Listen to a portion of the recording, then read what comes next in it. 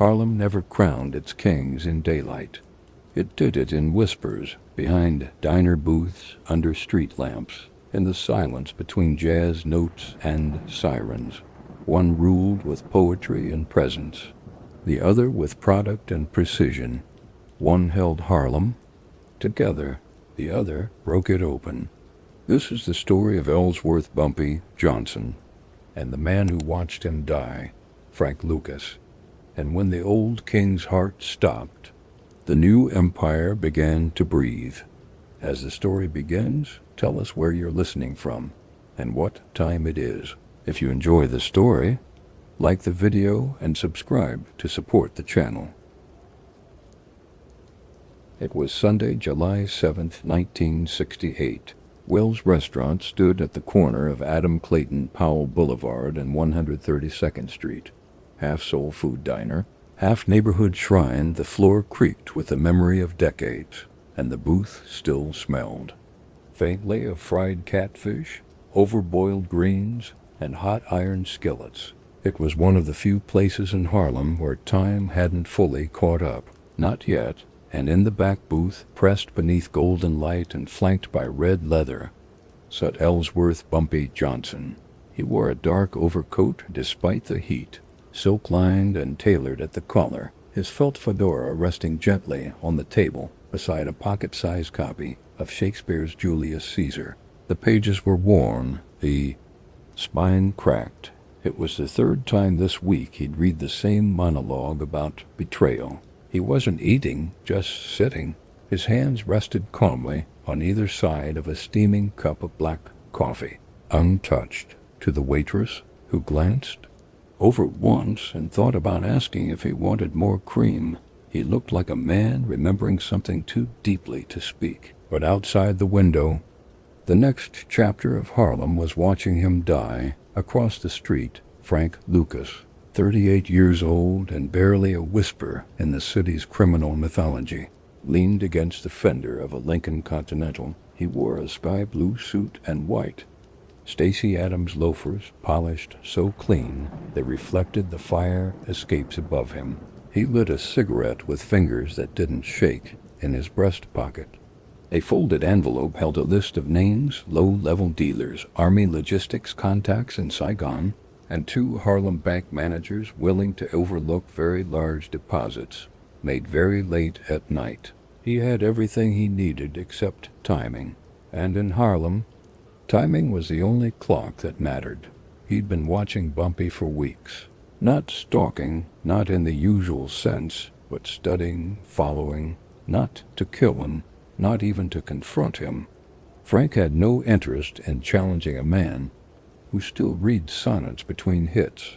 He just needed to see the moment when Harlem's old code broke. And when Bumpy's chest stilled, when his breath caught halfway through a sentence, Frank saw it. From the Lincoln's hood, he saw the waitress drop her pen, saw 2 men inside freeze mid-bite, saw Bumpy lean forward, eyes blank, before slumping in his seat, face first into steam. No last words, no gasping reach for the gun in his waistband. Just silence. That was the moment everything changed inside Wells. No one screamed. No one panicked. Not yet. People recognized the signs, the slump of the body, the twitch of the hand, the coffee untouched. It was as though Harlem had already rehearsed this scene dozens of times in stories, songs, sermons. The day the man who'd held it all together would finally let go. Bumpy Johnson wasn't just a gangster. He was a code, a belief, a keeper of the line between criminals and savages. He didn't allow heroin near playgrounds. Didn't let young boys take credit for older men's murders. He punished loud mouths, protected church ladies, bought groceries for block elders. He'd slit your throat with one hand and pay your mother's rent with the other. So when the waitress finally approached, trembling, and called his name, she wasn't just checking on a customer. She was checking on the gravity that had held her neighborhood together for 30 years. Outside, Frank Lucas didn't move. Not when the sirens began. Not when the first white-shirted paramedic arrived. Not even when a man sprinted out of the restaurant yelling that Bumpy's dead. He exhaled slow, folded his list, slid it into his jacket, and started walking, not toward the restaurant, but away from it, because Harlem didn't need another Bumpy. It needed a new god entirely. The headlines the next day were brief, tucked into the lower half of the Amsterdam News. Bumpy Johnson dies at 62, known for influence in Harlem numbers game. But in the streets, word traveled like thunder through alleyways. Mr. Johnson passed. They say it was his heart. No, it was his enemies. Frank Lucas was across the street, and that last line, whispered half in awe, half in warning, would become prophecy. Bumpy's funeral was held at Abyssinian Baptist Church. No less than 8 Cadillac limousines lined the block. An overflow crowd spilled onto the sidewalk. Men in wide lapel suits, women in veils, police in unmarked cars. Among the mourners were gangsters from Harlem, Philadelphia, even Detroit, Italian. Emissaries sent flowers. Malcolm X's widow passed quietly through the aisle, nodding once toward the front. In the third row, Frank Lucas sat without blinking.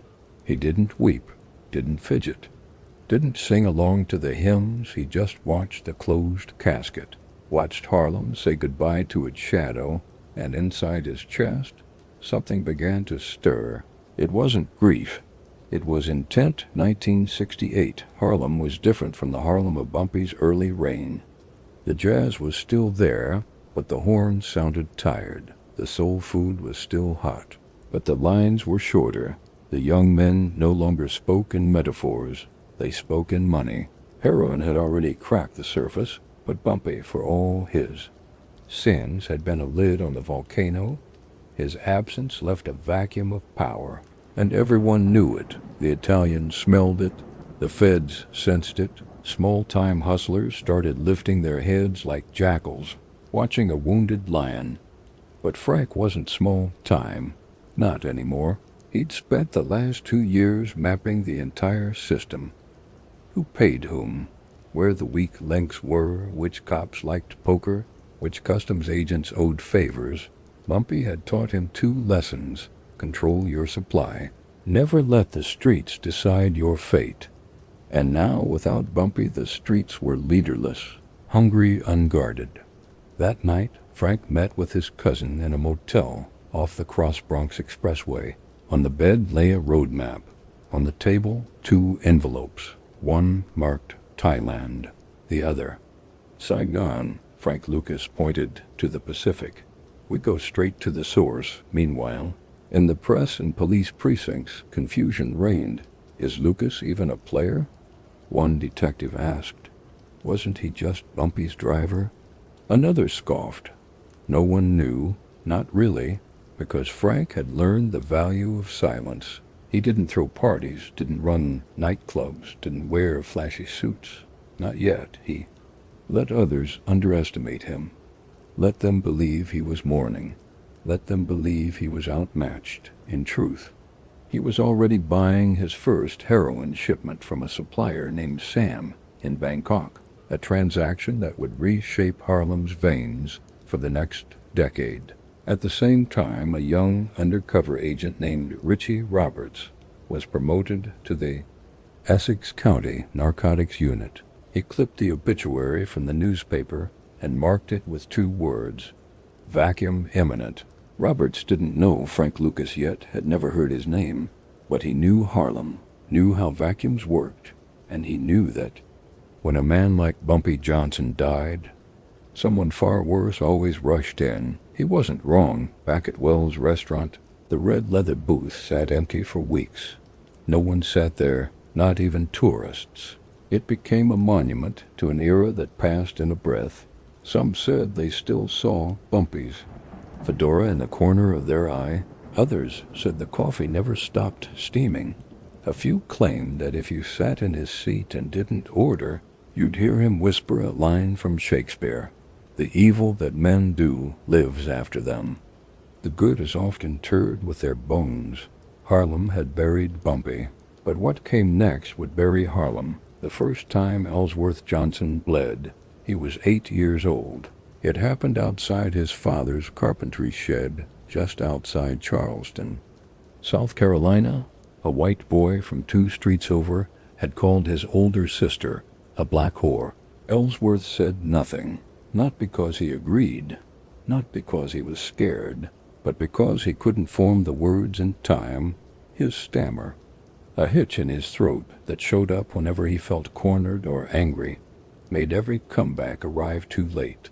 So instead, he picked up a rusted horseshoe and brought it down across the boy's cheek. They say the boy's mouth never healed right. Neither did Ellsworth's silence. He was born on October 31st, 1905, Halloween, but there was nothing playful about the world he entered. Charleston was a city of contradictions, cobbled streets and cracked belts, mansions with wraparound porches, guarded by men who'd rather hang a child than hear him speak. By the time Ellsworth turned 10, he'd seen more lynched bodies than birthdays. The smell of burned flesh on pine bark, the way a crowd gathers to pretend it isn't human what hangs from the tree. He didn't forget those faces, especially not the ones who smiled at the rope.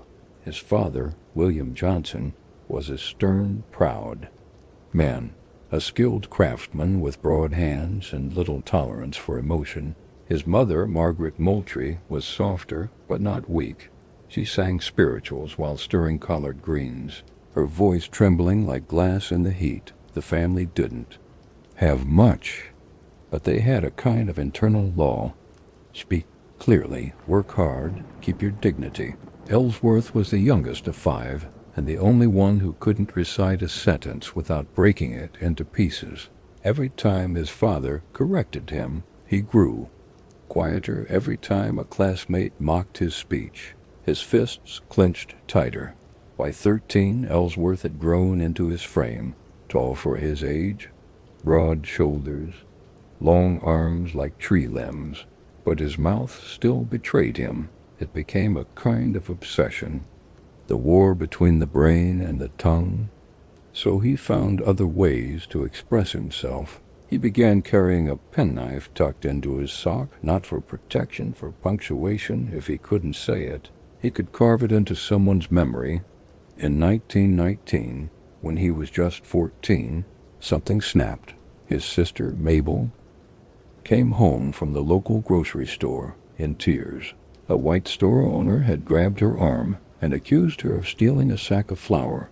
She hadn't, but when she tried to explain, the man laughed and pushed her into a stack of crates. Her dress tore, her lip bled. Ellsworth didn't stammer that day. He didn't speak at all. He simply walked to the store, stepped behind the counter while the man was restocking shelves, and drove the knife straight into the back of his thigh. The man screamed. Ellsworth didn't run. He waited for the police to come, sat calmly on a crate, hands folded. When they arrived, he said one thing, slowly, stammer-free. "No one touches my sister." The judge was not interested in justice. He looked at Ellsworth, then at the store owner's bloodied pants, and sentenced the boy to a reform school upstate for aggravated violence and delinquency. It was supposed to be 6 months. He stayed nearly 2 years. Those 2 years would become the foundation for everything that followed. Because the reform school wasn't about reform, it was about containment. Young black boys beaten, starved, humiliated, ground down until all they knew was obedience or violence. But Ellsworth didn't fold. He learned instead. He studied the other boys, the way they talked, the way they moved in packs, how alliances formed over a single cigarette or a stolen blanket. He watched the guards too, how their cruelty came in waves, predictable, cyclical. He learned when to fight, when to stay still, and he read. At first, it was scraps, newspaper clippings, pages torn from Bibles. Then a janitor named Mr. Riley gave him an entire book, The Souls of Black Folk by W.E.B. Du Bois. Ellsworth read it slowly, sometimes out Loud, sometimes stammering, but something in the words lit a fuse in him. This wasn't just survival anymore. It was education, preparation. He would leave this place with more than scars. By the time he returned home in 1921, he was 16 and different. He stood straighter, spoke less, listened more. His mother wept when he walked through the door. His father didn't hug him, but that night, William placed a sharpened chisel and a block of mahogany on the kitchen table and said simply, "Make something that lasts." Ellsworth carved a chess piece. A night, years later, he would still carry it in his coat pocket. Charleston, though, hadn't changed.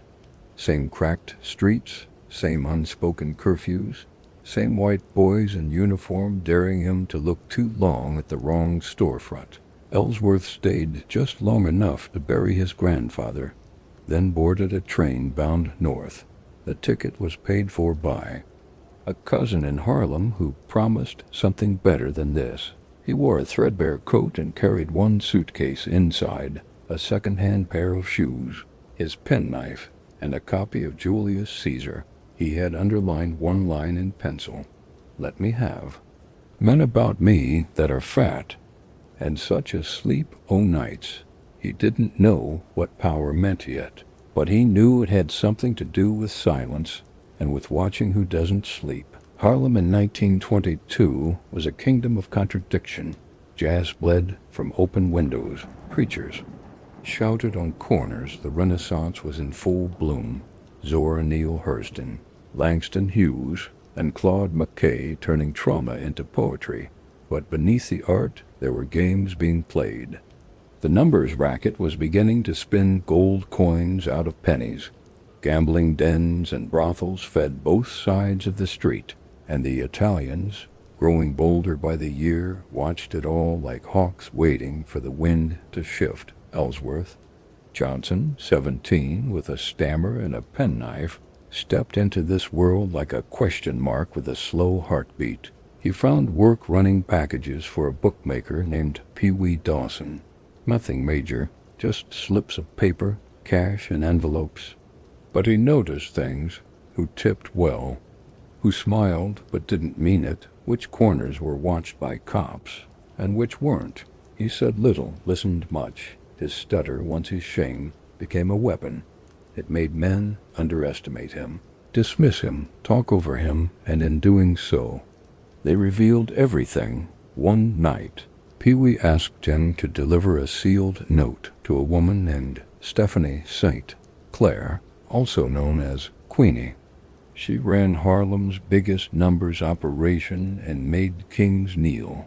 Ellsworth walked through her parlor with wide eyes, ornate carpets, crystal ashtrays, French perfumes.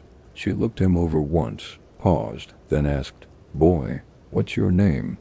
He opened his mouth, fumbled. She waved her hand. "Never mind, you listen more than you talk." "That's good. Come back tomorrow." He did. That was the beginning.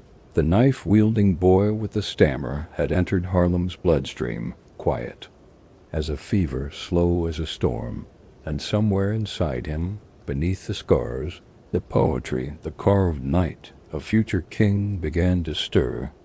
It was 1931, and Harlem was starving. The sidewalks were lined with men in threadbare suits, faces turned hollow by hunger, red lines curled around gospel churches. Jazz still bled from basement bars, but the trumpet notes were slower now. Stretched thin like tired lungs, the Great Depression had rolled over the city like a silent avalanche, crushing factories, banks, and families in its path. But beneath the ruins, money still moved. And in Harlem, that money flowed through a game of chance, a hidden economy built on 3 numbers scribbled on slips of paper, passed from hands to pockets to books beneath floorboards. They called it policy. The numbers game was Harlem's heartbeat. A penny bet could yield $5. A dime could feed a family. It was illegal, yes, but it was also essential, because it was black. Not in color, but in ownership. The numbers game wasn't run by Tammany Hall or the 5 families. It was run by Harlem's own. men and women who knew what it meant to have no other way.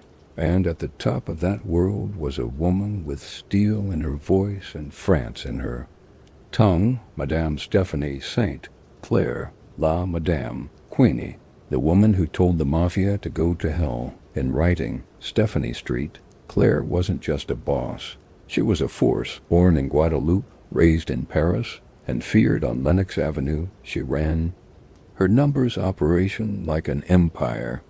Her runners wore fedoras. Her accountants kept clean books.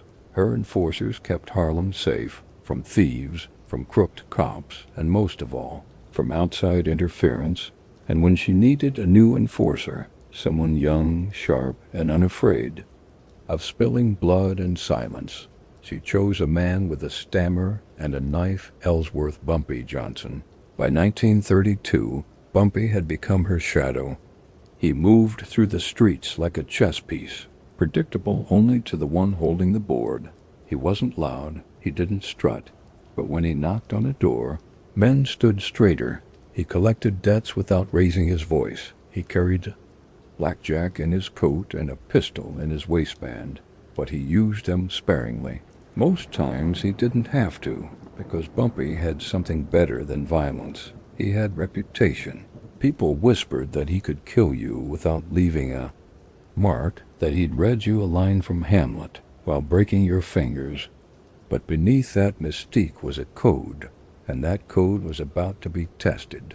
Enter Dutch Schultz, a Jewish mobster from the Bronx, born Arthur Flegenheimer. Dutch had built an empire during Prohibition beer, bootlegging, bribes, but with liquor drying up, he turned his eyes to Harlem. He saw the numbers racket as soft, unprotected, untouched by the white mobs. He thought Harlem would fold like every other neighborhood he'd crushed. He was wrong. Dutch sent collectors to shake down St. Clair's bankers, sent thugs to threaten her runners. 2 of her men were found stuffed into crates behind a meat-packing plant. One had a policy slip stapled to his forehead, but Madame didn't flinch. She published full-page ads in the Amsterdam News condemning police corruption and the intrusions of northern gangsters. Then she handed Bumpy a list, a short one. "Start with these," she said. "Send them back in pieces." And so began the numbers war. From 1932 to 1935, Harlem became a battlefield without flags. Dutch's men, armed with brass knuckles, Tommy guns, and unchecked arrogance, began disappearing. One was found floating in the Harlem River, his throat packed with betting slips.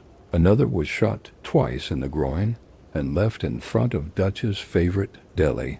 The message was clear.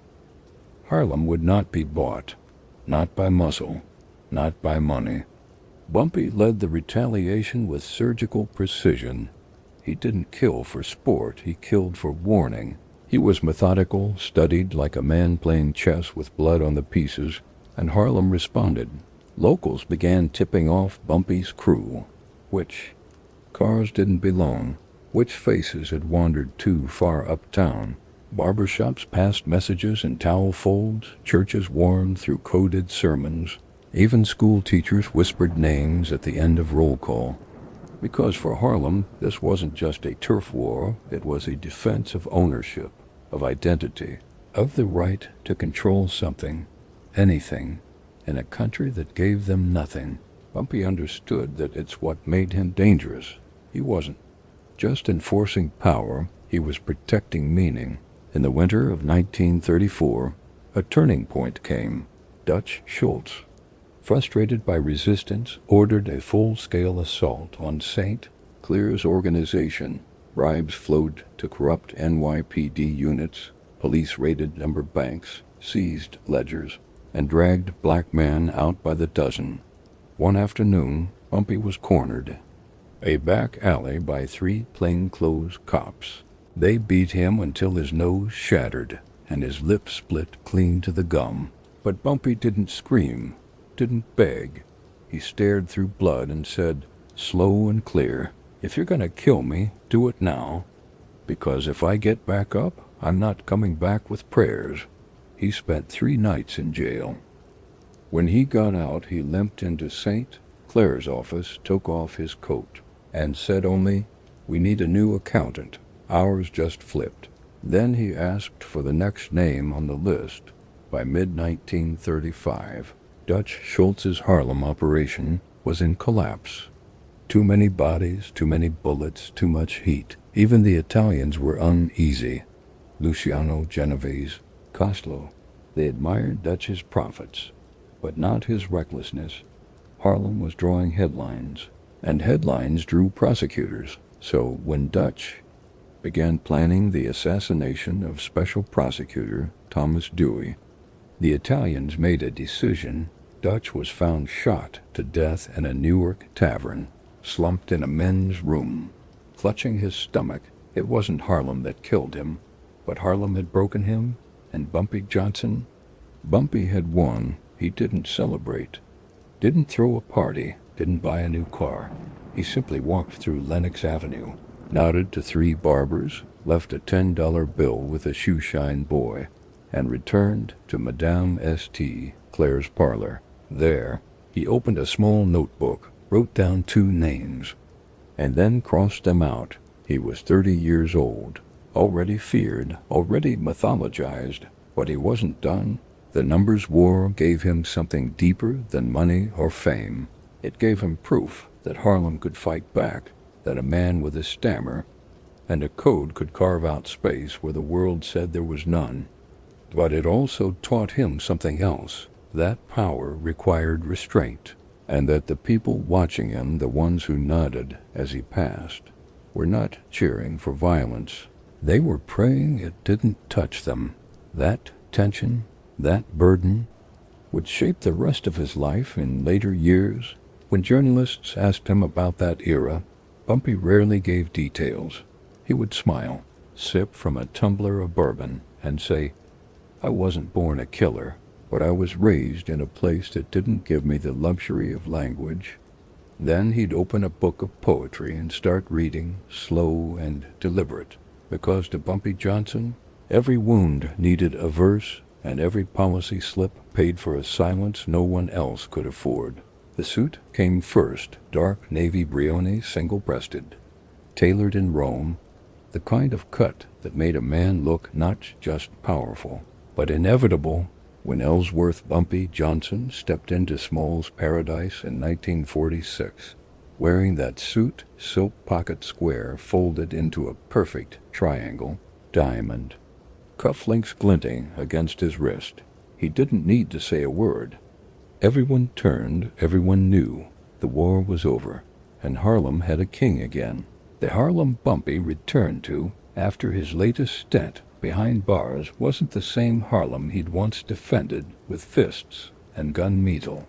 The Depression had thinned out the storefronts, but the wartime economy brought something new, liquidity. Money moved faster, new music, new names, new crimes, and Bumpy moved with it. He was no longer just an enforcer. He was a strategist, a man who understood not just streets, but systems. Influence, access. He dined at Frank's on 125th, read newspapers with his morning espresso at Lido's on 7th. He took meetings not in back rooms, but in booths under chandeliers. He didn't carry a gun anymore, not often, because now he had men for that, but beneath the elegance, something colder had taken root. Bumpy no longer needed to break a man's jaw to be heard. He just needed to pause, mid-sentence, mid-sip, mid-smile, and let silence do the talking. It was in that silence that decisions were made. Who lived, who owed, who vanished. By 1947, Bumpy had consolidated power in ways even St. Clair never had. He maintained respect among Harlem's black bankers and barbers. He handled disputes like a magistrate, listening, weighing, and ruling. But behind closed doors, he was also conducting quiet diplomacy with men who had once tried to destroy his world. The Italians, Luciano was gone, deported to Naples, but his shadow lingered, and in that shadow stood Vito Genovese, Carlo Gambino, and others who saw Harlem as a resource, not a community. Bumpy knew the game. He negotiated, set boundaries, accepted some partnership, but never obedience. If a shipment came through the Bronx, fine. If it crossed 116th Street unannounced, that shipment disappeared. And everyone, even the commission, understood one rule. You don't cross Bumpy in Harlem. The press had no idea what to make of him. On Sundays, he was seen entering Abyssinian Baptist Church, head slightly bowed, suit impeccable, no entourage. On Mondays, he was photographed shaking hands with the president of the Harlem Chamber of Commerce. On Wednesdays, the FBI tracked him to a dim-lit apartment in East Harlem where heroin was packaged in shoeboxes beside gospel vinyl records. He was a contradiction, a chess player quoting James Baldwin while running narcotics through shipping routes he'd memorized from library maps. To some, he was Harlem's protector. To others, a dressed-up parasite with a prayer book and a pistol. The truth lived somewhere in between. Bumpy had rules. He didn't allow drugs in school zones, didn't let kids under 16 work corners, didn't tolerate showboating, not among his men, not even among his friends. If you disrespected someone's grandmother, you apologized. If you crossed a line, you made amends or disappeared. But he wasn't delusional. He knew heroin was poison, knew the bodies it left in alleyways, the homes it hollowed out. Still, he believed it was better managed under his control than left to chaos. It was the same logic he used when ordering a hit. There are no good men, he once told a reporter off the record. Only men who choose where their bad lands. By 1950, Bumpy's name was no longer whispered. It was printed on leaflets, police dossiers, and whispered sermons. In his favorite bookstore on 135th, he'd buy leather-bound volumes of Baldwin and Hughes, wrap them in brown paper, and leave them on park benches for kids to find. But across town, agents from the Bureau were drawing red circles around his photograph. They didn't understand Harlem's affection for him. They didn't want to. To them, he was a syndicate liaison, a cultural smokescreen for cartel business, and they weren't entirely wrong. Behind the scenes, Bumpy had become Harlem's silent logistics hub. He coordinated shipments from Marseille, worked handshake deals with Sicilian brokers. He didn't touch product, never directly, but the invoices, the drop locations, the payment splits all bore his voice. He met dealers in jazz clubs, slipped instructions into hymnals, and used church vans for transport. Once, he rerouted an entire shipment from the East River to New Jersey using funeral hearses. No one questioned it, because Harlem, even then, still respected his order more than the laws. He still had enemies. Younger rivals, flashier, less disciplined, started stirring. One, a man named Curtis Flash Dixon, made the mistake of calling Bumpy obsolete at a club. A week later, Flash's bar was closed permanently. Not because of violence, but because every liquor delivery, every food order, every city permit vanished. Bumpy never mentioned it. He simply passed Flash once on the street and said, "You called me a page, but I write books." The pressure began to mount. Informants circled. D agents followed him to restaurants, funerals, dentist appointments. A wiretap caught a faint voice matching his, discussing adjustments to a shipment route. One newspaper dubbed him the gentleman godfather. Another called him the killer who reads Shakespeare. But Bumpy didn't blink. He wore his Brioni suits like armor, tipped waiters with crisp hundreds folded twice, kept a copy of The Fire Next Time under his car seat. At night, he took long drives alone through Riverside Park, windows cracked. Jazz low, he said it helped him think, yet even kings lose sleep. By the early 50s, his world was shifting again. Too many moving parts, too many egos. The Italians grew bolder. His inner circle thinned. Younger men wanted chaos. Violence became Messier, less predictable. And Bumpy, once the calm at the center of the storm, began to feel the wind changing. He still had control, still had reverence, but something colder crept in. Not fear, but fatigue. One night in 1952, after a long meeting uptown, he walked into his private study and found a letter left on his desk. No name, just handwriting he recognized from prison years ago, a poet he'd once mentored inside. It read, "What they fear is not your power. What they fear is your mind wearing a suit." Bumpy sat down, opened a fresh bottle of bourbon, and read it twice. Then he burned it.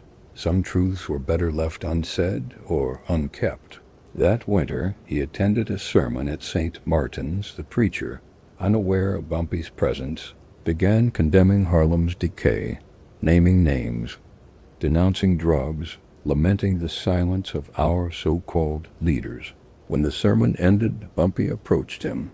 "Preacher," he said, calm and clear, "you may be right, but don't confuse silence for absence." Then he handed the man an envelope. Inside, a check large enough to fund the church for a year. He didn't wait for thanks. He just walked out into the snow, adjusting the lapels of his coat. To Harlem, Bumpy was no longer just a gangster. He was an institution, a flawed one, a feared one, but one that had been there, in the shadows, in the margins, long before the newspapers arrived. And though he knew the clock was ticking, he wasn't finished. Not yet, because somewhere in that city, beneath the neon signs, behind the sermons, inside the silence, someone was waiting to take the seat he'd held so long. He just didn't know his name yet. The knock came at 5:12 a.m. Bumpy was still half-dressed, standing at the window of his Sugar Hill apartment, watching the city slowly emerge from shadow. A full moon still lingered above the skyline, pale and ghostly. 3 knocks, then silence. He didn't move right away. He didn't ask who it was. He simply walked to the kitchen, turned off the stove. The oatmeal would go uneaten, and folded the newspaper he'd started reading twice. Like always then, he opened the door. 6 federal agents entered without a word. One read him the charges. Another slipped the cuffs on without looking him in the eye. Heroin distribution, conspiracy, possession with intent. He didn't argue. He looked down once at the gold-rimmed teacup sitting on the windowsill, untouched. "Tell my wife not to wait." "Up," he said. It was 1951. The streets of Harlem buzzed with jazz, doo-wop, and rumors, but none of them were louder than the news that Ellsworth Bumpy Johnson had been taken down. Officially, it was the feds. Unofficially, whispers pointed to a local rival who'd tipped them off, a younger dealer looking to carve his name into Harlem's throne by removing its king. The trial didn't last long. The evidence was thin, but the political pressure was thick. Harlem's heroin problem had grown too large, and someone had to be sacrificed. Bumpy refused to give names, refused to cut deals. He pled guilty on 1 count and stood silent on the rest. The judge called him arrogant. His lawyer called him principled, but Harlem just called him theirs. He was sentenced to 15 years in Alcatraz, later transferred to Leavenworth. It wasn't his first time behind bars, but it would be the longest. And this time something shifted, because Bumpy, the man who once settled disputes with fists and flawless memory, decided he would use these years not to harden, but to sharpen. Inside Leavenworth, he didn't posture. He didn't speak unless spoken to. Instead, he read Dostoevsky, Baldwin, Marcus Aurelius, Rumi. He read slowly, pencil in hand, underlining not just ideas, but silences between them. At night, he wrote poetry, sometimes 2 lines a night, sometimes a single word that lived for weeks before the next one arrived. His cell became a library. His body, lean, still dangerous, moved less now, but his mind, that stammering engine of memory and strategy, began to burn hotter than ever. Other inmates noticed. At first, they called him boss man. Some even tried to test him. Soft challenges, probing stares, muttered slights. Bumpy didn't flinch. He played chess with a Dominican drug lord, quoted Langston Hughes during breakfast, spoke in riddles that doubled as threats. By year 2, no one touched his books, no one took his chair in the yard, and every Friday night a group of young inmates gathered quietly in the corridor outside his cell, not to pray but to listen. They called it the sermon without a name. Bumpy would sit, back to the bars, and speak without looking at anyone. He talked about Harlem, about the price of pride, about the difference between fear and respect. A man who wants to be loved will lose his teeth, he once said. A man who wants to be feared will lose his sleep. But a man who makes people think before they move, that man might just live long enough to matter. The words moved through concrete and steel, not because they were beautiful, but because they were earned. He was transferred twice during his sentence, once to Atlanta Federal Penitentiary, once back to Leavenworth. In each, he carried 3 things: a black-bound notebook filled with unfinished poems, a letter from his wife, Mame, folded flat and pressed between pages of The Prophet, and a photo of Harlem's skyline, taken from the top of the Teresa Hotel on a foggy morning. He never hung it. He memorized it, each building, each window, each rooftop edge, because Bumpy never forgot his terrain. Even when the bars tried to erase it, back in Harlem the cracks were forming. Younger dealers moved in with flashier suits and less rules. Heroin was no longer an operation. It was a flood, a wildfire without borders. The Italians still played their games, but now they used new messengers, kids with empty eyes and quick fingers. Without Bumpy, the old codes unraveled. Mothers who once nodded to him at corner stores now whispered about overdoses and missing. Sons, the silence he once ruled had turned chaotic. Louder, meaner, but in prison, Bumpy refused to worry. He knew what power was. It wasn't a gun in your waistband or money in your shoe. It was memory, and Harlem remembered. In 1963, after serving 12 years, Bumpy Johnson was released on parole. The city he returned to was louder, the suits were slimmer, the music had changed key, but some things remained. The barber on 138th still left his chair empty every Thursday at 9 a.m. A certain waitress at Wells still brewed his coffee before he walked through the door, and one night on his first week home, he found a note slipped under his apartment door. The streets ain't the same, but they still yours, if you want them. It wasn't signed. It didn't need to be. Bumpy didn't jump back into the throne. He walked, he watched. He relearned his neighborhood like a man reading an old book by a new light. The faces were different, but the eyes were familiar, desperate, calculating, reverent, and the moment came as he knew it would. A meeting request, a quiet corner of a jazz bar, a young upstart with too much money and not enough wisdom. The kid tried to impress him with numbers, volume, reach. Bumpy listened, stirred his drink, then said gently, "You ever read Baldwin?" The kid blinked. "Who?" "Exactly." He got up, left the drink unfinished. Sometimes the most brutal correction is indifference. Still, Bumpy wasn't interested in rebuilding the same empire. Too many bodies, too much noise, too little honor. Instead, he moved differently. Fewer meetings, cleaner circles. His hands stayed dry, but his voice still moved mountains. And his code returned. No corners near churches, no deals without eye contact, and no business with men who thought bullets were louder than ideas. He didn't want the crown anymore. He wanted the terms. In private, he wrote more poems, letters never mailed, half-thoughts, scribbled on diner napkins. One of his final pieces, later found in a drawer after his death, read, "The city changed its coat, but the wind underneath is the same. It stammers like I did. It waits to be listened to. It remembers. That line would be carved into a plaque decades later, bolted near a bench in St. Nicholas Park.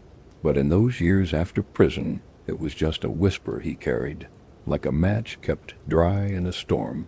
Bumpy Johnson never stopped being a criminal, but he also never stopped being a student of men, of silence, of Harlem. He understood that control didn't come from violence. It came from discipline, from knowing when not to speak, when not to strike, when not to let the world convince you it had won. And in those final years, though he smiled less and walked slower, he was still watched, not with fear, but with the kind of reverence that comes only once, when a man holds chaos in one hand and poetry in the other, and doesn't drop either. The suits didn't fit like they used to. That's how Bumpy first spotted the change, in the way new men walked into Harlem, lean, loud, stitched into silk too tight around the shoulders, their lapels too wide, their shoes too clean. They came in Cadillac coupes and shouted in doorways. They dressed like gangsters but moved like amateurs. All flash, no rhythm by the early 1960s. Harlem was changing, not just the storefronts or the music or the pulse of the street. The underworld itself had lost its balance, and Bumpy Johnson, now older, sharper, more measured, was still trying to hold a line the city had long stopped seeing. The men flooding the neighborhood were younger, hungrier, less bound by history. They didn't know the rules. Worse, they didn't care. There was Big James Crenshaw, a flashy upstart out of Bed-Stuy, who paid teenagers in kicks and paper bags of cash to run corners. There was Ricky Snap Murray, who bought his way into Harlem by supplying raw, uncut heroin out of Jersey warehouses. No questions, no codes. And then there were the others, corrupt cops in plainclothes, looking to skim or stir, simply get in the way, where Bumpy once sat across tables and negotiated control like a diplomat with a pistol. These new men barged through doors with blood on their collars and silence in their holsters. It wasn't a criminal network anymore. It was a scramble. Still, Bumpy stood his ground. He continued walking the same routes he'd always walked. Lenox to 132nd, then down Malcolm to 10th Boulevard. He nodded to barbers, paused in bakeries, slid envelopes behind cash registers at corner bodegas, a silent gesture to remind the community that he was still watching. But he also saw the price creeping in, more addicts on stoops, more kids strung out before 15, and worst of all, the return of something Bumpy had once buried, child dealers. One afternoon in 1964, Bumpy received a quiet knock at his door. A woman stood on the steps, her eyes hollow, hands shaking. She didn't ask for money. She didn't even ask for help. She just said, "They got my son. He's wearing your name on the street." Bumpy didn't flinch. He closed the door, called in one of his lieutenants, and ordered the boy found not to be hurt, but to be returned, to be reminded that some names weren't meant for playground poison. When they brought the boy back, no older than 13, Bumpy asked him just one question. "You know who I am?" The boy nodded. "Then why are you acting like I'm dead?" But outside his control, the streets were fracturing. The Italians had grown colder, more distant. Federal agents were circling, not loud, not brash, but patient. They moved through Harlem like wind through reeds, invisible but everywhere.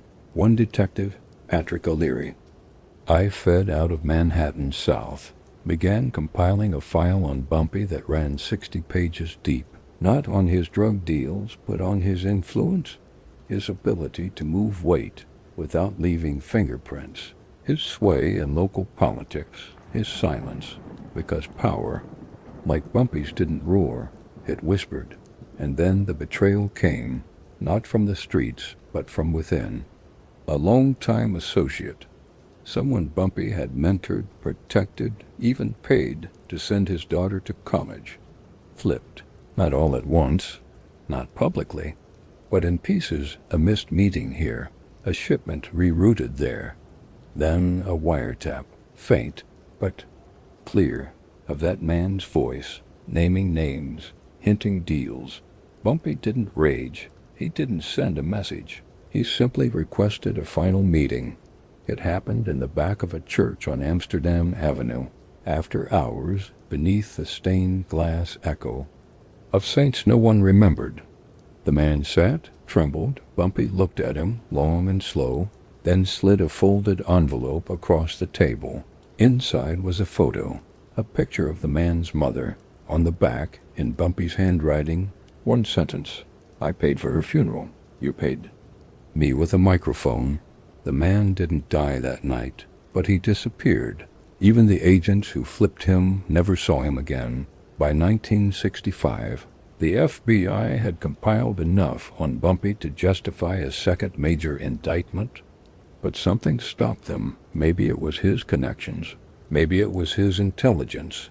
Maybe it was the unspoken fear that removing Bumpy would not bring peace. It would bring chaos, because even those who wanted him gone knew this truth. Bumpy Johnson was the last bridge between Harlem's criminal past and its current freefall, and when that bridge collapsed, there would be no code left to fall back on, only fire. In a 1966 interview, never aired, but transcribed by a young journalist named Thomas Carver, Bumpy was asked, "Do you think you're a good man?" He paused, then replied, "I think I'm a necessary one." He smiled once, briefly, then added, "But I'd rather be remembered for what I stopped than what I started." There was no warning, no raised voices, no blood spatter, no crash of overturned tables or flash of gunmetal against neon, just a fork resting on a white porcelain plate.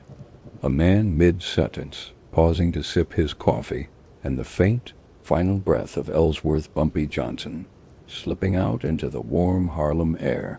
It was Sunday, July 7th, 1968. Wells Restaurant, 132nd Street and Adam Clayton Powell, Jr. Boulevard, was half full with regulars.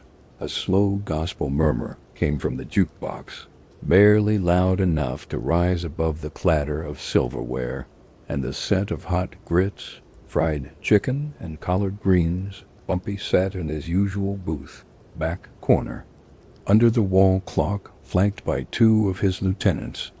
His dark wool suit seemed to absorb the sunlight streaming in through the blinds.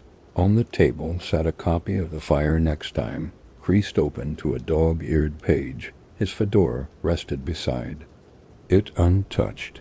He was in the middle of a story, something about a poet he'd once met in Alcatraz, a man who claimed silence was more dangerous than sound. Bumpy was smiling then. He wasn't. The collapse was quiet. He leaned forward. One hand reached for the coffee cup. The other fell limp against the table edge. His breath hitched once, like a man clearing his throat, then stopped. His chin met the tabletop with a dull, final sound. No gasp, no cry, just a stillness that turned the restaurant into glass. The waitress, a woman named Lorna, who'd served him for over a decade, was the first to move. She rushed to the booth, calling his name. The men with him froze. They weren't rookies. They weren't cowards. But what do you do when the gravity in the room vanishes? She touched his neck. Nothing. Lifted his wrist. Nothing. His face, always composed even in rage, had softened, almost peacefully, into the color of spent ash. By the time the paramedics arrived, the news had already started walking down the block. Bumpy Johnson was dead, age 62, heart failure, mid-sentence, mid-breath, mid-legacy. Outside Wells, the sun had risen fully now. Its light spilled over stoops and storefronts and cracked sidewalks like a revelation. By noon, it had reached the steps of a brownstone a few blocks away, where a man in a pale blue suit stood beneath a rusted awning, smoking. Frank Lucas. He had heard, not from the paper, not from a police scanner, but from the movement of Harlem itself.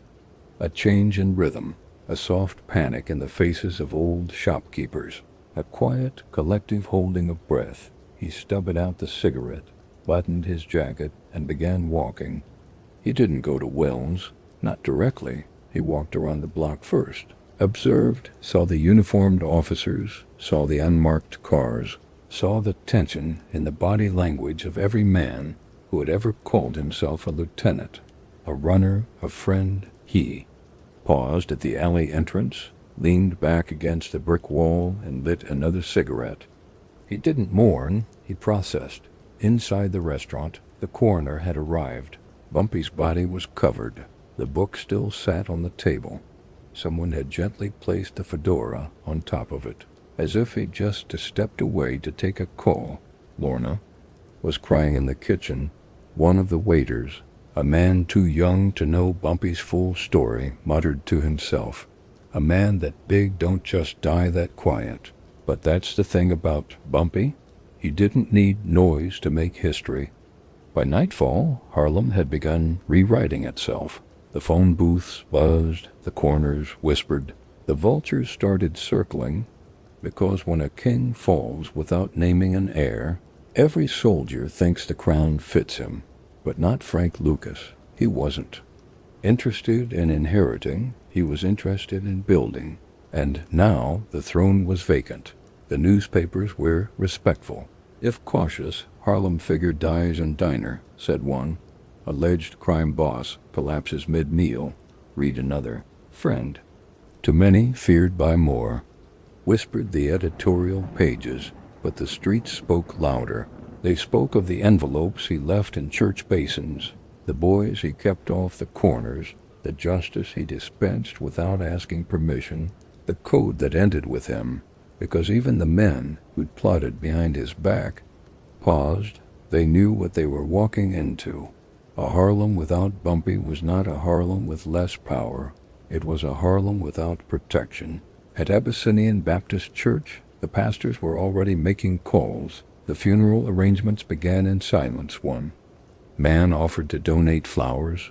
Another, a once-imprisoned rival, sent word that he would not attend, but would light a candle for the last honest criminal.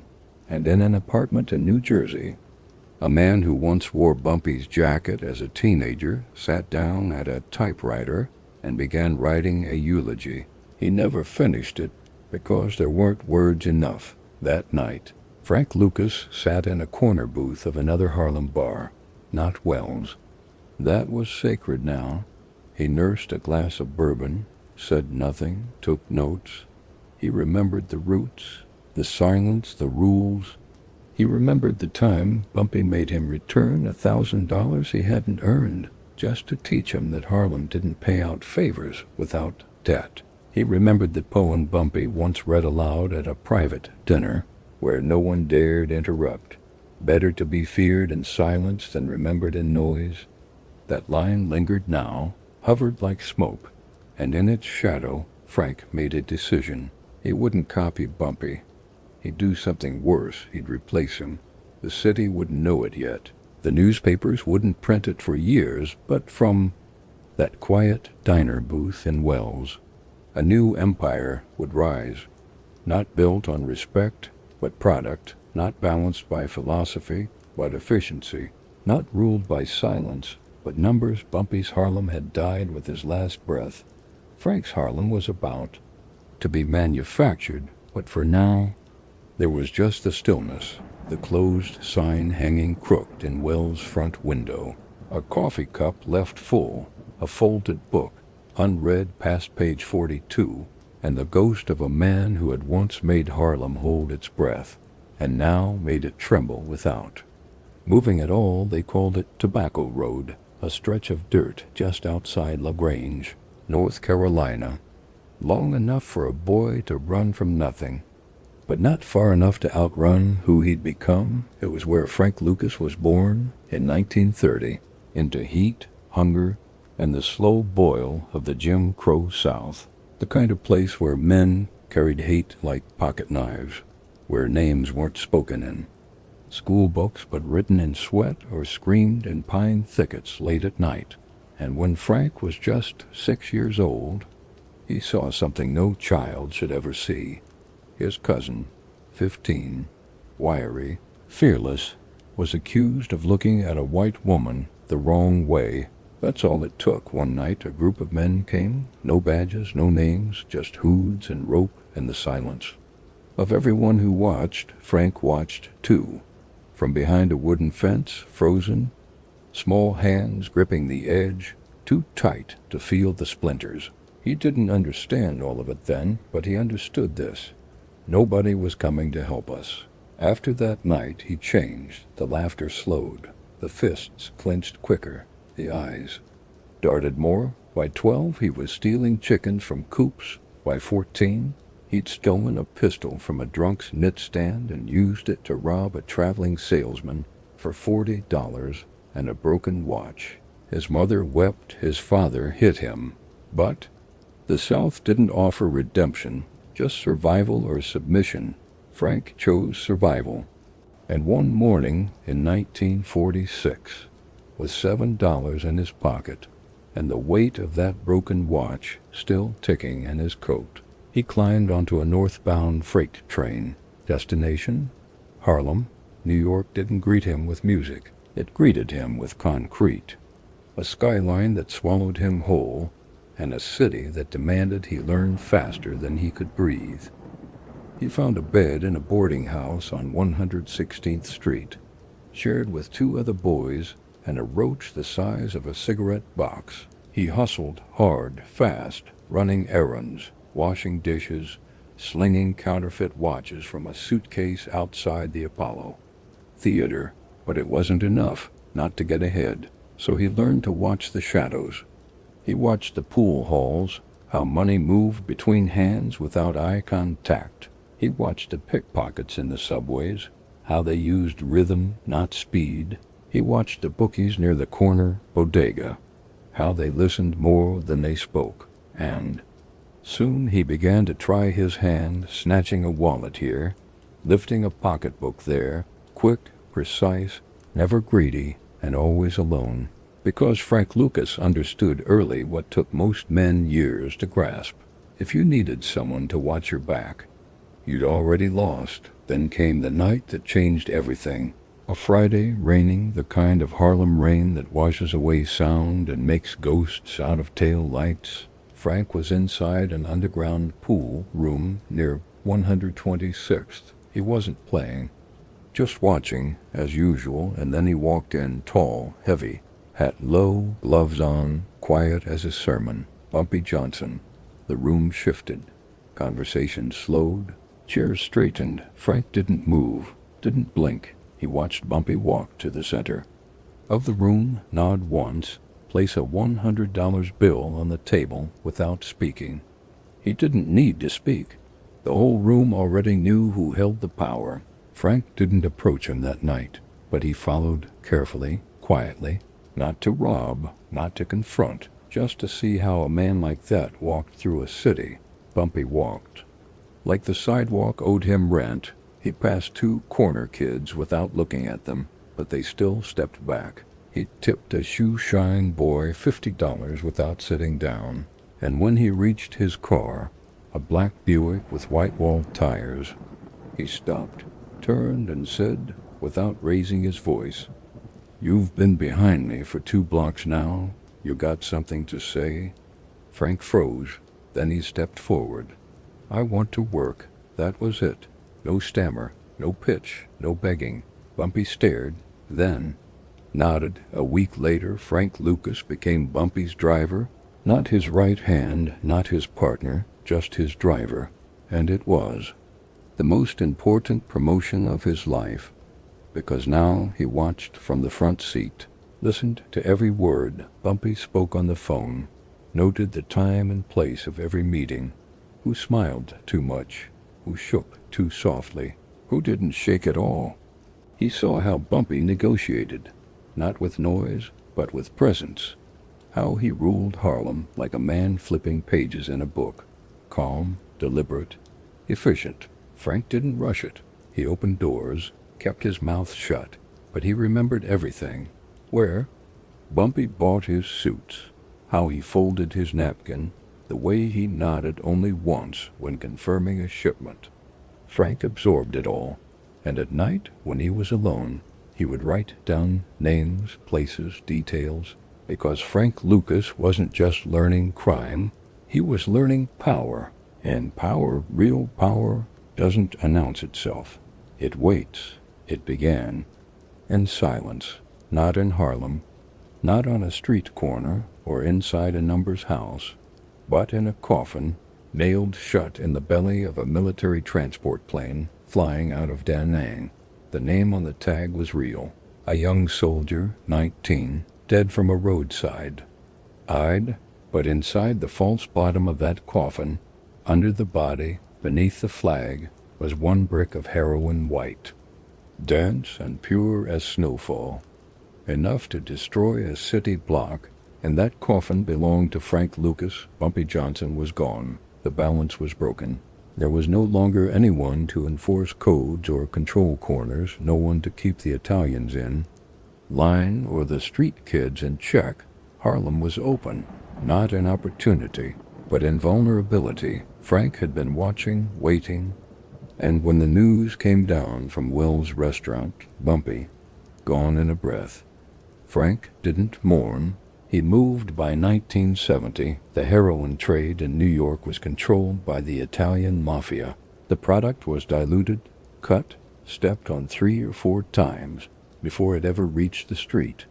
It passed through so many hands it became weak, inconsistent. Frank understood what most others didn't. If you control the source, you control the price. If you control the price, you control the market. And if you control the market, you don't need permission from anybody. So Frank did the unthinkable. He went to Thailand. It was a strange, quiet war. The Vietnam conflict had turned Southeast Asia into a crossroads of desperation. Soldiers on leave, villages erased, generals paid off in opium instead of medals. Amid the chaos was the Golden Triangle, a region spanning parts of Laos, Myanmar, and northern Thailand, responsible for 2/3 of the world's heroin. Frank flew in under a fake name, claimed to be a contractor working in logistics. What he was really doing was hunting the source through a contact in the U.S. Army, a man known only as Sergeant Ike. Frank was introduced to a Chinese supplier named Lu Cheng. The man ran heroin routes through the jungle, protected by hill tribes and bribed officials. Frank didn't wear a suit when he met Lu. He wore boots, military khakis, a baseball cap, and a watch that didn't tick, just to show he didn't need time on his side. He made one offer: "I'll pay you cash. I'll take pure. I'll move it myself, no middlemen, no noise." Lu was skeptical, but Frank had 2 things no one else in Harlem had ever brought: discipline and infrastructure. He promised volume, protection, silence, and something else: coffins. Frank didn't invent the idea of using military coffins to smuggle dope, but he perfected it. With Ike's help, he arranged for heroin bricks to be sealed in custom-made false compartments beneath the bodies of U.S. soldiers being shipped home. He paid top dollar, avoided shortcuts. Each brick was wrapped in thick plastic, then folded into olive-drab duffels, marked as personal effects. There were no dogs at the base gates, no X-ray machines, no questions, because no one wants to open a flag-draped casket.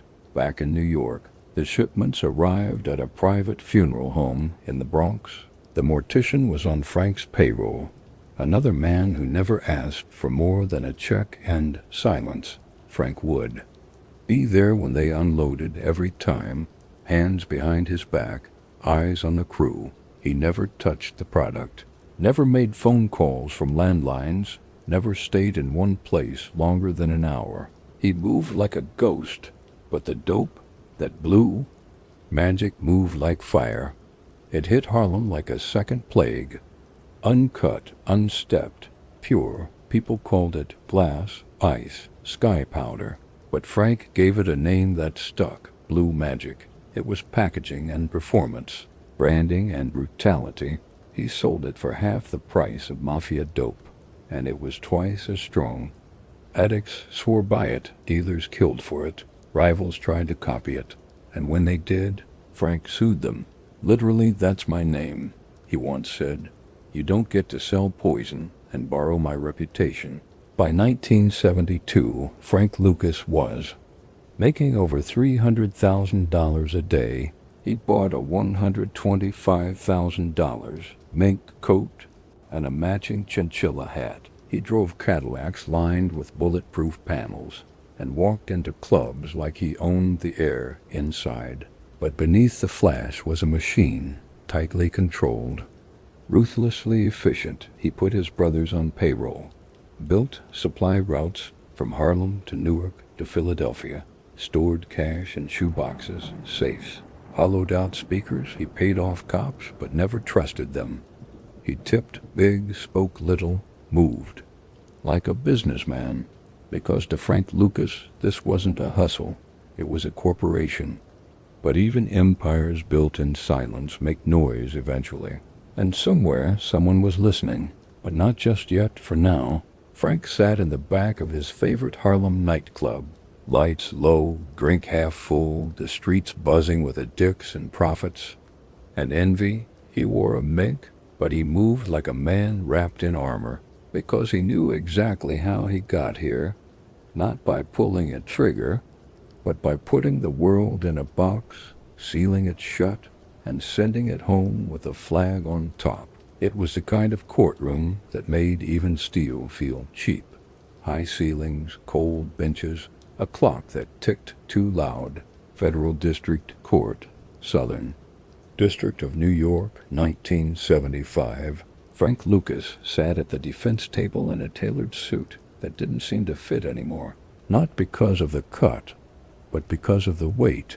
Not physical weight, the other kind. His hands were still smooth, his posture still straight, but his world had already collapsed. Around him, prosecutors stacked boxes.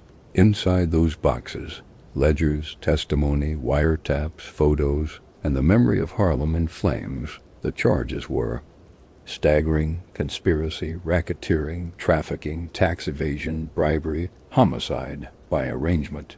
70 years. That's what they asked for. And the court agreed. When the sentence was read, Frank didn't speak. He blinked once, leaned back, then whispered to his attorney, "That's fine. Let's start from there." Because what no one in that room understood, not the press, not the judge, not even the agents who'd spent 5 years building the case, was that Frank had already decided not to go down alone. They say the fall of Frank Lucas began with a fur coat, the infamous night at Madison Square Garden, Alley versus Frazier, March 8, 1971. Frank had shown up ringside, front row, in a $125,000 chinchilla coat with a matching hat. The flashbulbs caught him. The newspapers published it. And one photo, one moment of vanity, caught the attention of the DEIS Richie Roberts. That was the beginning, but the end came much quieter. Frank flipped, not out of guilt, not out of fear, but out of calculation, because he didn't trust the system, but he trusted his math. 70 years? That's a sentence for someone with nothing to trade. And Frank still had everything. He had names, officers on payroll, politicians in his pocket, dealers in rival crews who'd never guessed he was watching, men who'd walked into his operation, smiled for the camera, and left fingerprints behind. He gave them up one by one, quietly, not in the courtroom, but in small, locked rooms behind it. He cooperated. He became the government's most valuable informant in the New York heroin scene, not because he told them what they already knew, but because he told them what no one wanted to admit, that their own agents were dirty, that the task forces had leaks, that lawmen with reputations were taking envelopes under tables. He exposed over 100 corrupt police officers, detectives, and federal agents. It was a purge, and it made him untouchable for a while. He served just 5 years, for a criminal empire that had trafficked more heroin into Harlem than any operation in modern American history. He walked out of prison in 1981 wearing a borrowed coat and sunglasses too dark for the clouds outside. He didn't speak to the press. He didn't return to Harlem. He disappeared into New Jersey, into quiet, into myth. But the myth didn't stay quiet. Journalists began digging. Authors came calling. Then, in the early 2000s, a filmmaker named Ridley Scott started chasing a script. The result, American Gangster, 2007, starring Denzel Washington as Frank Lucas. It was stylish, sympathetic, a story of loyalty, betrayal, strategy, and redemption. The press hailed Lucas as an anti-hero, the kind of man who broke bad for reason, who made Harlem run like a business, who played chess while everyone else played dice. And for a while, Frank leaned into it. He gave interviews, he told stories, polished the legend, smiled for cameras. "I was the boss," he said in one interview. "I ran the game, I built it clean, like IBM." He described the Golden Triangle, the coffins, the product, the blue magic. But each time the details shifted slightly. A name forgotten, a timeline corrected, a confession that never quite held its shape, because Frank Lucas, the real one, didn't live in a script. He lived in revision, in private. Those who knew him said he wrestled with the legacy, that he regretted nothing, but questioned everything. But he never apologized, not really, but still asked God to forgive him when the room was dark, and his chest ached from the surgeries. His wife left, his fortune evaporated. One of his sons went to prison. He said less, smiled less, and in his final years, when asked how he wanted to be remembered, he gave a sentence that said everything and nothing. "I only did what they taught me to do." Frank Lucas died in 2019 in New Jersey, 88 years old. No empire, no entourage, no suit, no hat, just a man in a room, the last echo of a Harlem that no longer existed. A Harlem that had been carved in blood and brilliance, ruled in silence and burned down by its own ambition. And maybe that's the truth of it. Maybe Frank Lucas wasn't the hero the movies needed. Maybe he wasn't even the villain history demanded. Maybe he was something harder to define. A mirror held up to a system that praised the powerful, punished the poor, and let anyone become king. So long as they didn't reign too long, they weren't just brothers. They were infrastructure. When Frank Lucas returned from Southeast Asia with blue magic pouring into Harlem's veins, he didn't trust lieutenants. He didn't trust capos or old-timers looking for a slice of the new world. He trusted family, so he called in his blood. 7 brothers and cousins, some from North Carolina, some already floating in Harlem's orbit, came north on Frank's dime. He gave them clean suits, new cars, apartment keys, and street maps. Then he gave them a job. "Don't build an empire," he told them. "Run one." They called it the Country Boy Network. Each brother controlled a territory. Turner managed 125th Street. Leroy ran logistics through New Jersey. Melvin coordinated the money pickups. Others tracked cash, cleaned product, delivered death if it was required. It worked like a machine, efficient, ruthless, familiar. No one asked questions. No one skimmed.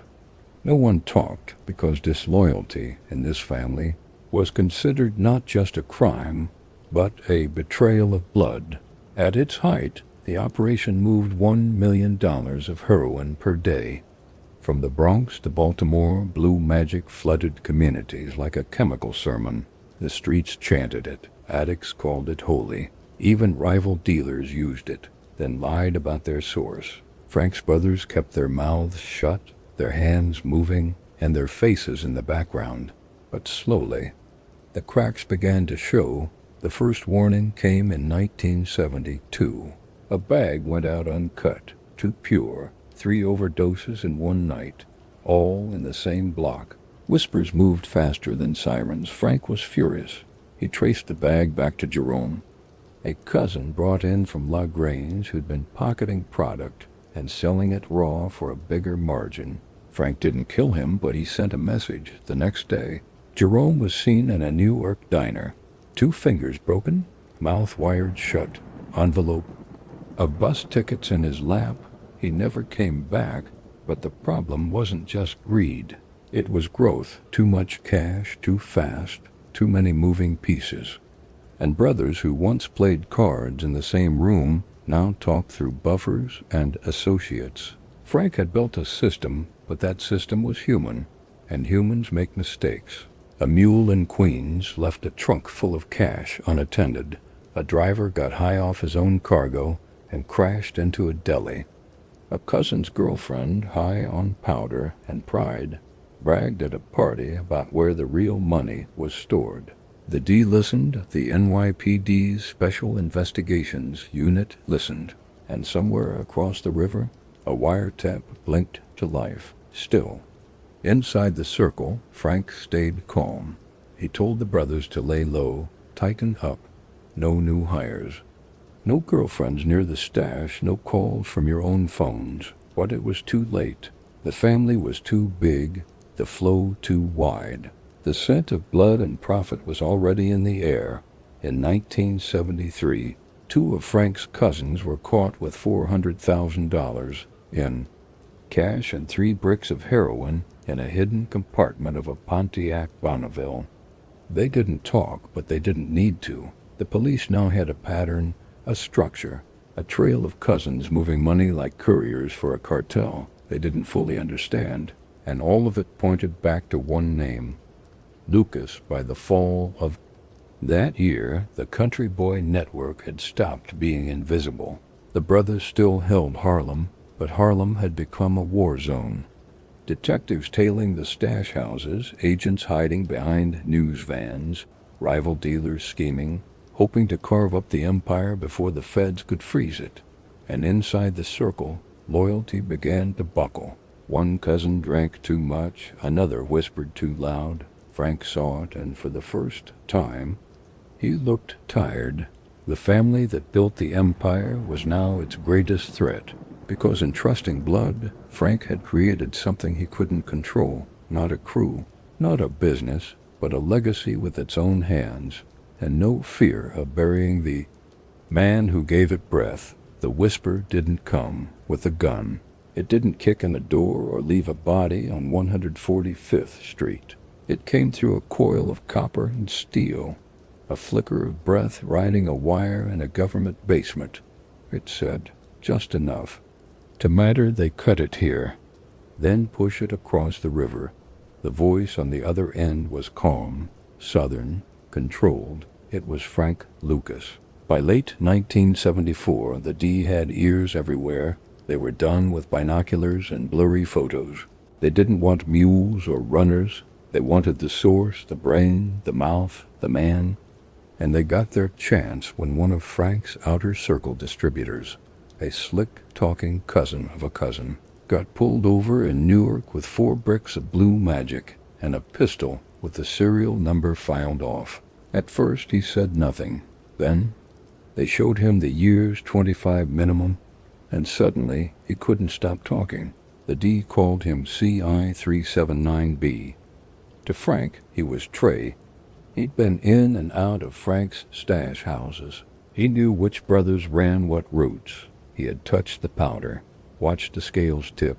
He had heard the voice. That was all the feds needed. They tapped Frank's phones. They tapped his. Brother Leroy. They installed bugs in his Harlem apartments. They watched the comings and goings of fur-lined men and women, each one carrying nothing in and leaving with weight. In December of that year, the tap caught it. Make sure it's stepped down once, maybe twice, depending on the zip. Got buyers in Philly complaining. It was code, yes, but it wasn't complicated. Step it down equals cut the heroin, zip equals kilo. Buyers equals mid-level dealers. The D had what they needed. Frank Lucas had gone from myth to man with a recordable voice and an address in Teaneck, New Jersey. His home was lavish but quiet. A two-story brick mansion set behind black iron gates, imported leather sofas, crystal chandeliers, a garage that held a Rolls, a Lincoln, and a white Cadillac he called Miss Lucy. Inside his custom-built entertainment center, a hollowed-out Zenith television sat over $500,000 in stacked bills, heat-sealed and scented with dryer sheets. Lucas didn't trust banks. He trusted distance, silence, and static on the line, but static wasn't enough anymore. On January 28, 1975, the quiet ended. Federal agents hit the mansion just before dawn. They came with sealed warrants, 6 DEA officers, and 2 federal prosecutors in trench coats. They knocked. Frank didn't answer, so they knocked louder with a battering ram.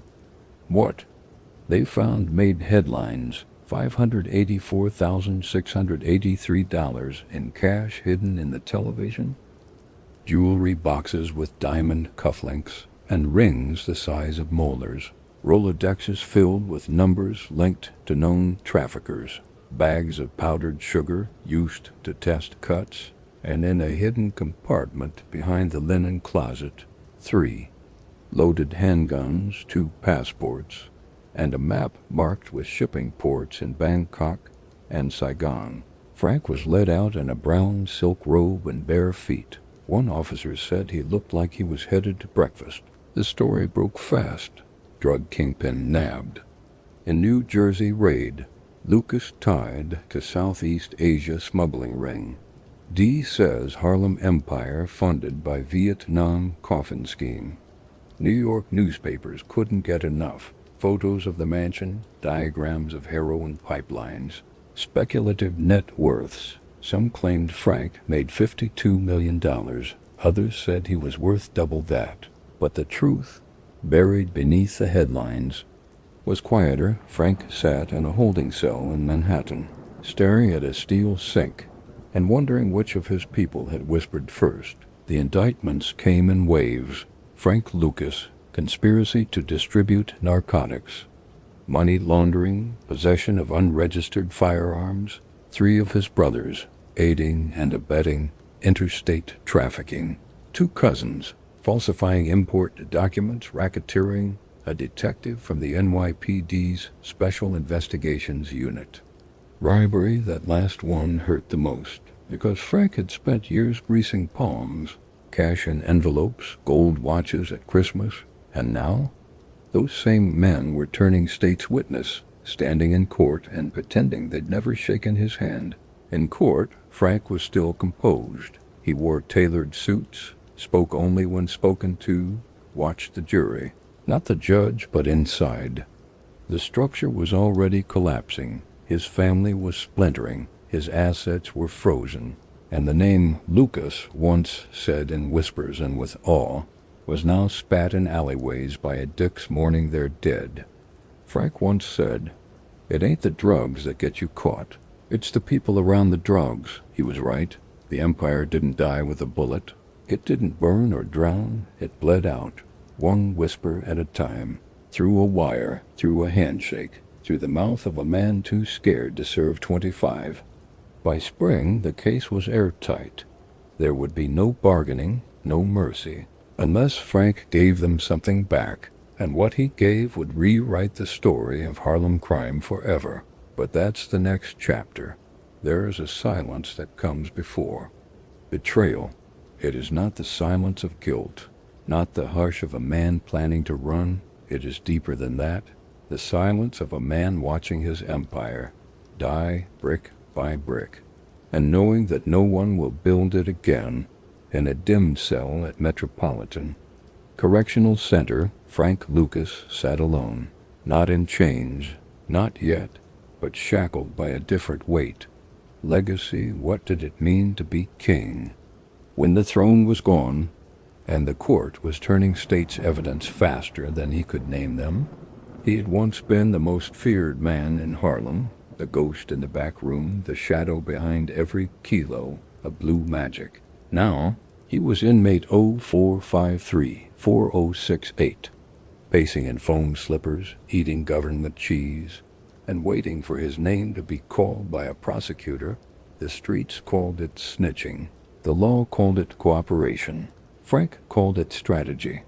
They offered him a deal, not out of pity, but pragmatism. If Frank talked, really talked, they said, he could cut decades off his sentence, but the price wasn't cheap.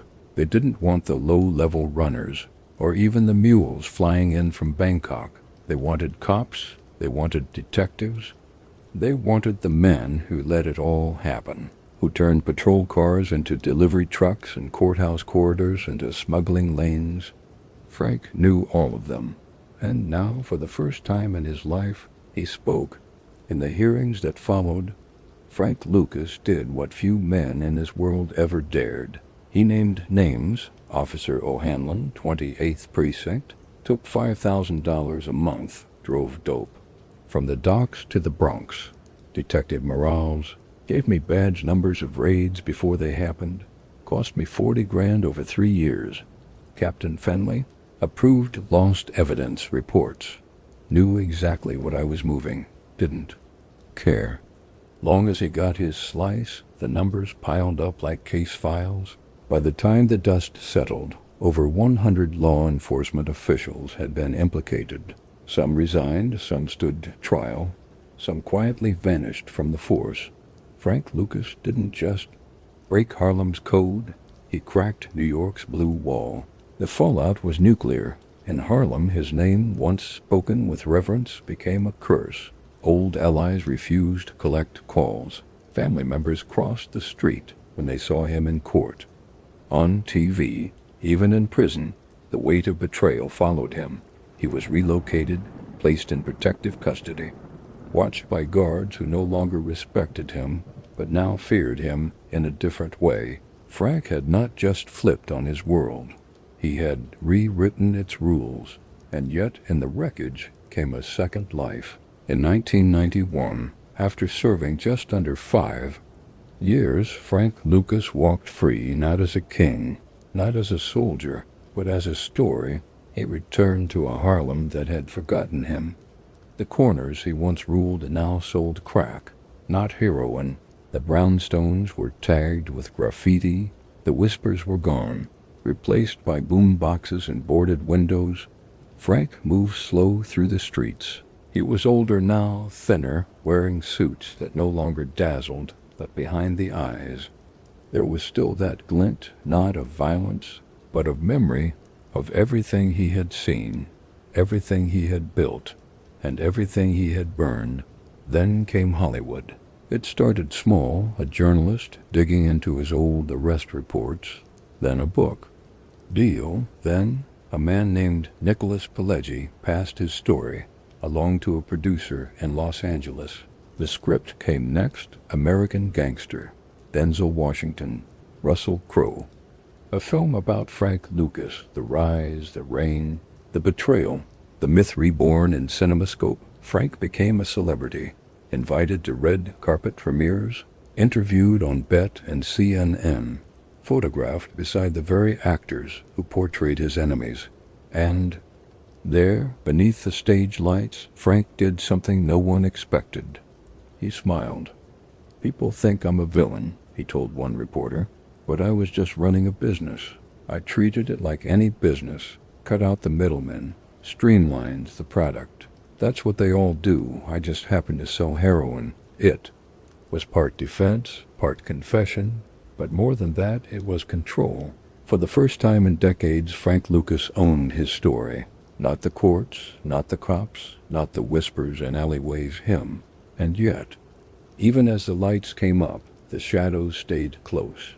In private moments, Frank spoke of regret, of names on headstones he couldn't erase, of a nephew who overdosed in the late 80s on heroin bought from a man Frank once mentored, of loyal men who died because they stayed silent.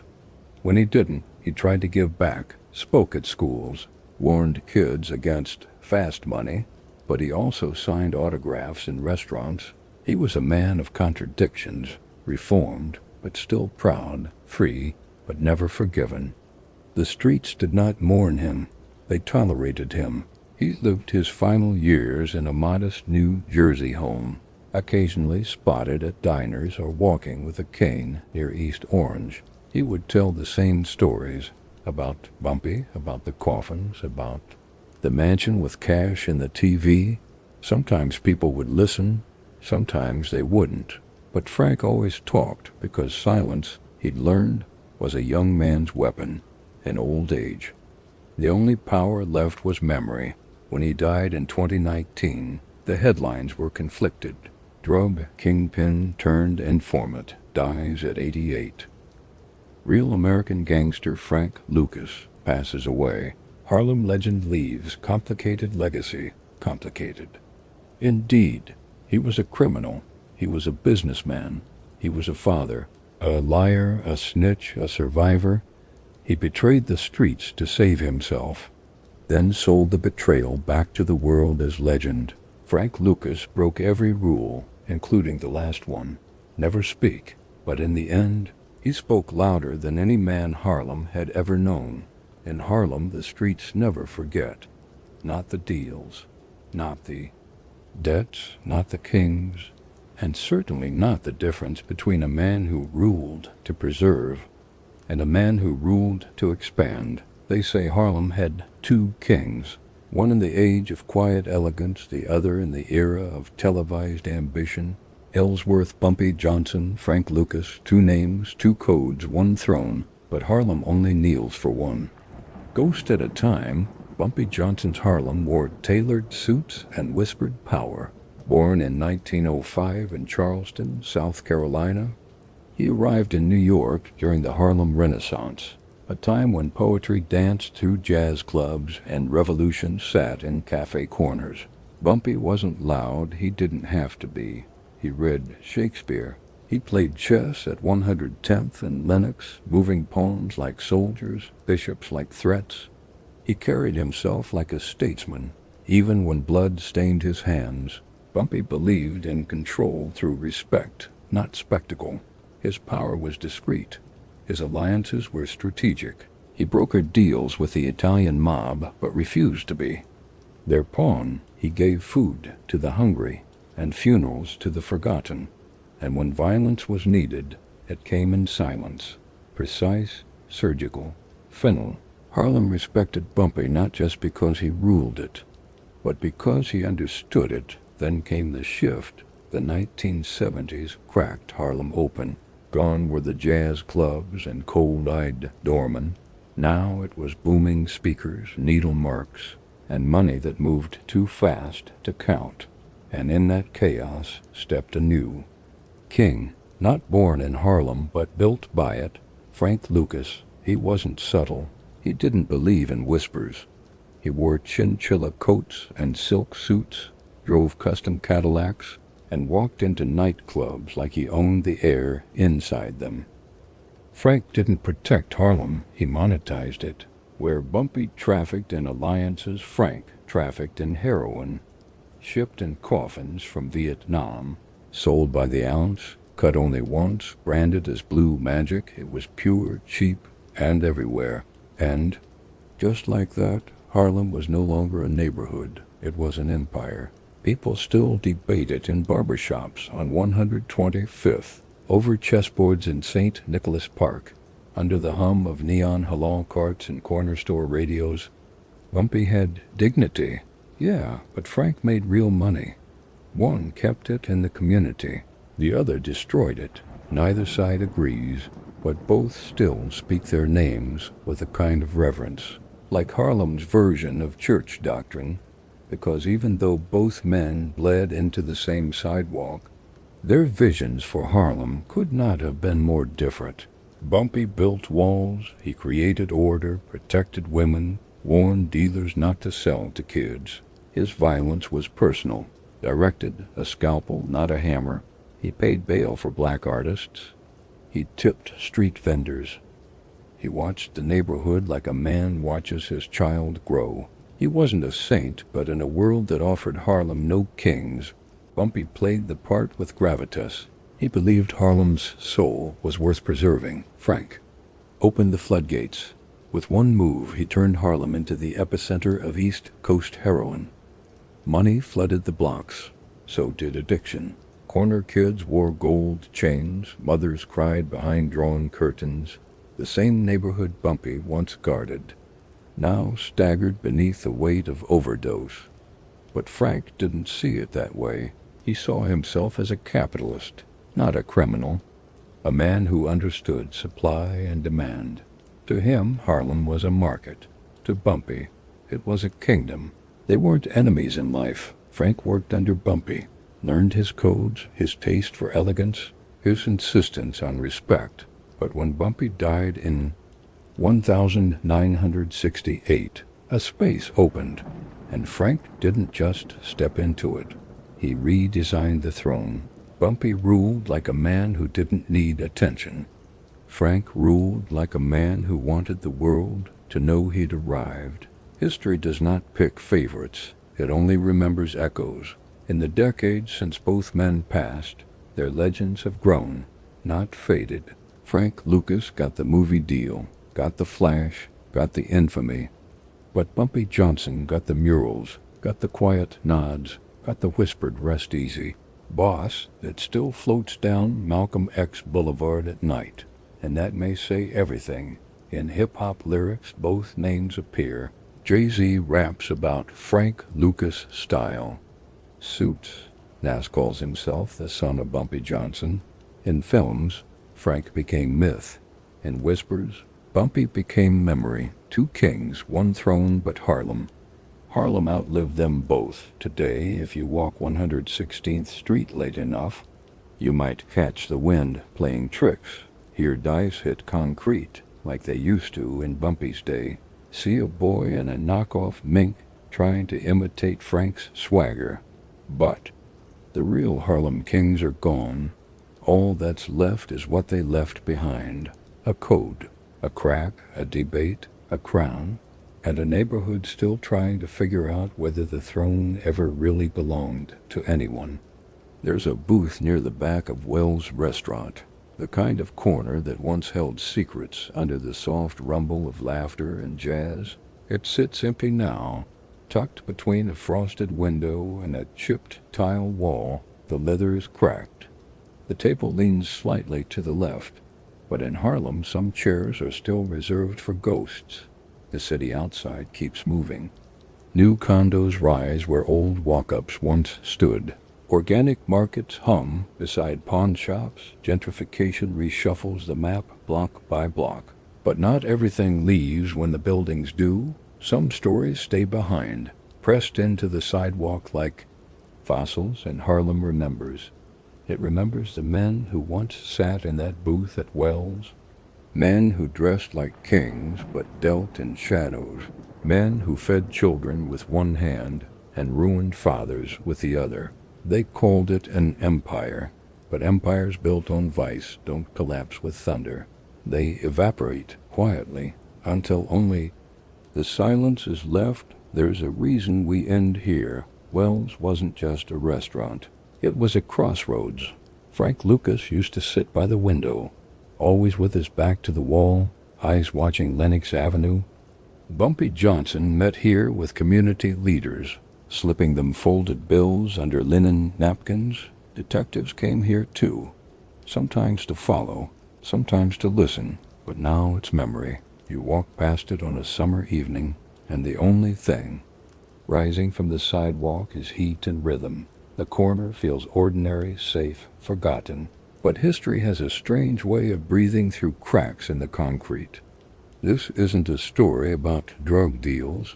Not really. It's a story about power, about men who rose because the system gave them no ladder, so they built one out of blood and ambition. Men who learned early that justice came late, if ever. That's survival. Meant becoming myth before you became a statistic. Frank Lucas, Bumpy Johnson. They didn't just hustle, they orchestrated, they dreamed, but the dream was laced with fear, with cruelty, with control, and Harlem bore it all. The triumph, the addiction, the music, the mourning. You can't point to the empire now.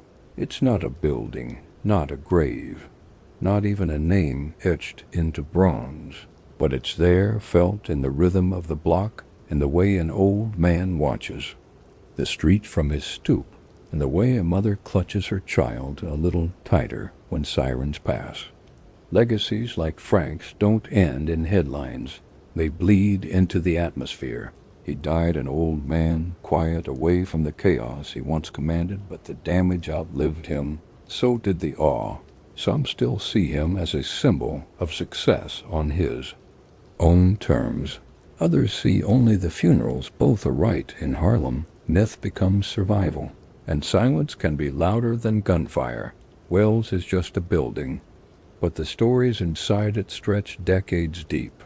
You sit long enough in that booth and you begin to feel it, the residue, not just of crime, but of consequence, the unspoken tension between pride and regret. Some say history is written by the victors, but in Harlem, it's remembered by the survivors. Frank once said, "The loudest man in the room is the weakest one in the room."